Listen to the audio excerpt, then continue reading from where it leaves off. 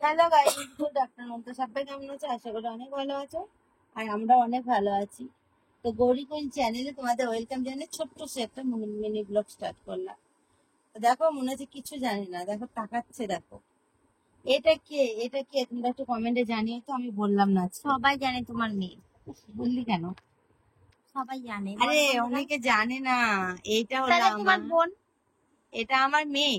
না, তোমার বোন না, এটা আমার বোন না, আমার কোনো বোন নেই। আমি হলাম আমার মায়ের বাপের একমাত্র মেয়ে।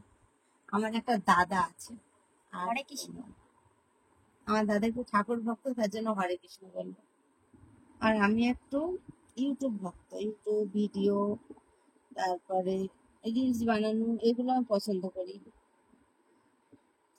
বুঝলে সোনারা? তো সবার কি খাওয়া দাওয়া কমপ্লিট? বলো। আমার তো খাওয়া দাওয়া কমপ্লিট করে এবারে আমি ঘুমাবো বলে একটুখানি বললাম যে চলো আমার বড় কেন? সোনালির সাথে একটু গল্প করি আসি। কি বড় কেন? তা আমার ফোন বড়, তো আমি কি করবো? ঠিক না বলো তো? তোমার ফোনটা আমাকে দিয়ে দাও, আমার তো ফোন নেই। কেন বাবা, কি সব বন্ধুরা, ওকে নাকি আমার ফোন দিয়ে দিব, ওর ফোন নাকি আমি নেব।